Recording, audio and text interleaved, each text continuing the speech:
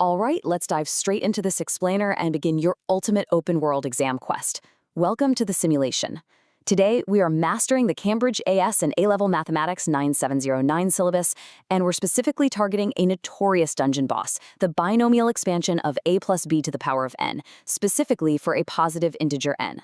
Now, I'll be acting as your guildmaster today. I'm a veteran of these academic landscapes, and I literally treat this official Cambridge syllabus like a legendary world map. It's packed full of hidden treasures, but frankly, it's also littered with devastating traps. If you visualize your heads-up display right now, you've got a sweeping map layout of the curriculum. You've got your stamina bar, which represents that relentless exam timer ticking down, and most importantly, you have your loot counter, tracking your mark yield from the baseline right up to the elite top-tier bands. We are going to absolutely maximize that loot counter today, so buckle up. So here is our quest log for today. We're going to hit the exam quest board, decode the Elder map, build a procedural framework, dodge those examiner traps, execute a cognitive raid, and finally hit that victory screen. Let's initiate. Before we even think about equipping our gear, I want you to really absorb this crucial warning straight from the senior examiner. They report that the series and binomial expansion area is hands down one of the most misunderstood zones in all of mathematics. This is a high-stakes environment, guys. Generic answers here will instantly drain your mark potential to 0. This highlights exactly why we need a much better tactical strategy, which we're going to build from the ground up right now. We aren't just memorizing formulas today, we're engineering a flawless, bulletproof approach to conquer this specific mathematical domain. Okay, moving into section 1, the exam quest board. What is absolutely fascinating here is how we have to redefine what you probably thought was just a standard plug-and-play formula. The binomial expansion for a positive integer n isn't just a string of algebra, it's a rigorous conceptual framework. It relies heavily on precise definitions, causal relationships, and very systematic analysis. To really paint a picture of this, let's imagine two players in our simulation today. First up, we've got player 1, Alex. Now, Alex is your classic over-encumbered warrior. He's carrying way too much inventory weight in the form of raw facts and rote descriptive definitions, but he completely lacks analytical agility.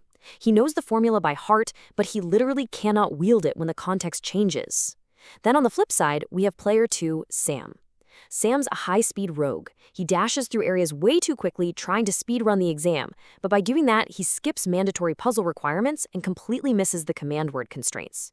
Understanding this core mechanic is absolutely essential. Otherwise, you're going to end up like Alex, trapped by your own heavy inventory, or like Sam, just completely missing the essential loot because you rushed.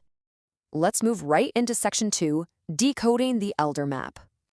Imagine I'm projecting a high-tariff, multi-part Cambridge past paper question right onto your master display screen. This dungeon boss prompt actually tests 3 entirely distinct cognitive domains, and your stamina drain scales up as you push through them. First is knowledge and understanding. This is the tutorial level, basic recall. Next up is application. This is where your stamina really starts to drain because you're forcing yourself to apply familiar concepts to totally unfamiliar contexts. Finally, we hit critical analysis, the true boss fight. Here's the kicker. If you misread the command word runes here, like, say, treating a heavy analyze prompt as a simple explain prompt, you trigger an immediate trap. Your mark potential drops in a split second because you haven't engaged the correct cognitive domain. The principal examiner reports explicitly demand that you scale your thinking to match these exact domains. And that leads us to the ultimate secret weapon on this Elder map. The theoretical architecture of the binomial expansion absolutely does not exist in a vacuum. Principal examiner reports tell us, plain as day, that candidates who successfully reference cross-topic connections within the syllabus see a massive spike in their loot counter. If you can seamlessly integrate your binomial expansion working with other complex topics later in the syllabus, you trigger a huge score multiplier. You're not just surviving the dungeon at that point, you are completely owning it. All right, section 3. The procedural framework. To secure every single method mark out there, and remember, these are the golden marks awarded purely for your process, even if your final answer has some tiny, silly calculation error. You have to follow a standardized, step-by-step sequence. Think of this as your primary attack combo. Strike 1, identify the given information and key elements, like verifying that n is indeed a positive integer. Strike 2, break it into logical steps and apply the relevant principles. Strike 3, execute your analysis with crystal clear working. Strike 4, verify the reasonableness of your results. Strike 5, present it perfectly. If you try to dash through this too quickly, exactly like our rogue Sam, and you skip these mandatory steps, you will break the combo. You'll miss the command word constraints entirely. You literally have to execute all 5 strikes to secure the loot. The truly crucial takeaway here is that presentation is bound by strict conventions. Think of these conventions as your primary defensive shield against bleeding marks unnecessarily.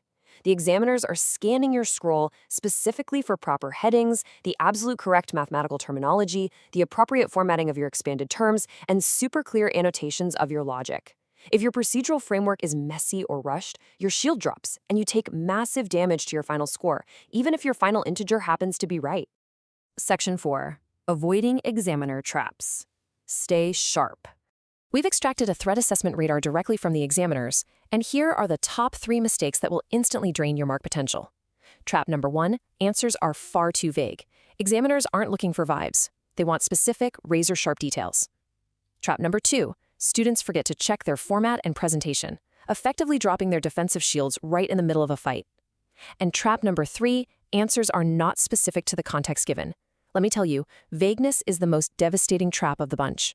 If you deploy a generic formula without tailoring it to the specific coefficients and powers of the paper's unique scenario, you step right on the landmine. This quote right here elegantly reinforces our entire survival strategy. The classic mistake is providing generic answers not specific to the question context. You simply cannot rely on a dictionary definition or a memorized formula string alone. It's not enough. You must actively link every single calculation and every single expanded term to the specific parameters given on that piece of paper. That is precisely how you disarm the trap and safely collect your marks. Quest pause. Before we unlock this top-band paragraph layout to help you conquer your next Cambridge exam, make sure your guild feed is perfectly optimized.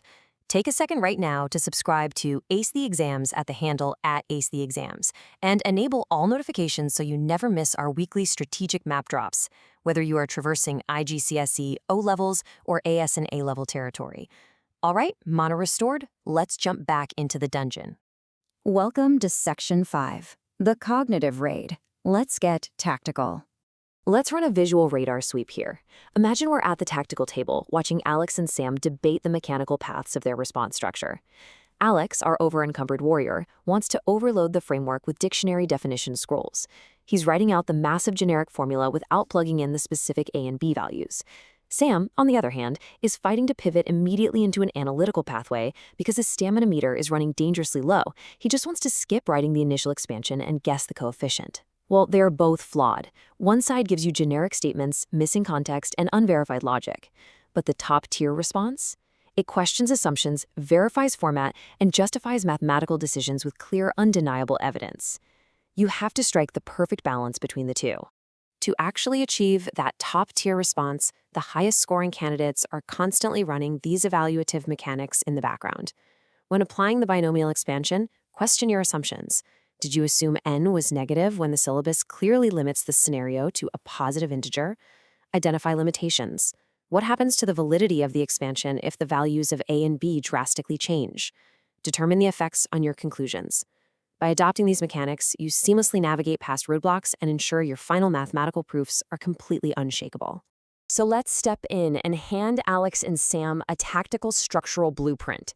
Whenever you hit an unexpected puzzle roadblock mid-calculation, maybe your evidence link drops and you're threatened with a quest failure, use this deconstruct, solve, evaluate cycle. 1. Identify the given information. 2. Break the expansion into logical, manageable terms. 3. Solve systematically, line by line. 4. Check for reasonableness. Honestly, does the power of X actually match what the question asked for? 5. Make justified mathematical conclusions. By rewriting your approach out loud, line by line, using this exact blueprint, you flawlessly bridge your points and completely eliminate the risk of a total quest failure. We made it Section 6, the victory screen. Now to lock in these massive gains, I've got a custom inventory management tip for you. Create your very own unique memory hack acronym for the binomial expansion factors. By compressing the procedural steps, like identify, expand, verify, annotate, into a single snappy acronym, you keep your cognitive inventory light and incredibly agile. This ensures you can instantly recall your tactical framework under the extreme pressure of the real exam timer, without becoming over-encumbered like our friend Alex.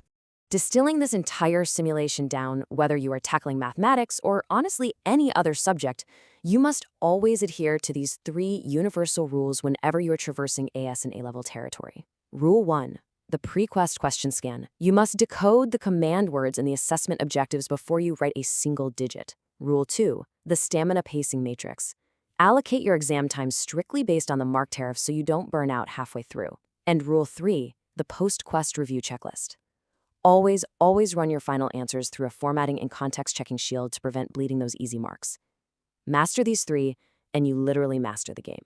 Your loot counter is totally maxed out, and this quest is officially complete. But consider this. If the binomial expansion unlocks the power to break down incredibly complex polynomials step by step, what other impossible mathematical structures could be completely dismantled using this exact same framework? I'm going to leave you to ponder that.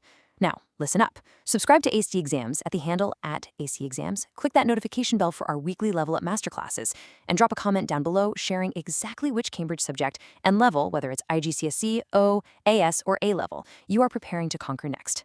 I'll see you in the next explainer.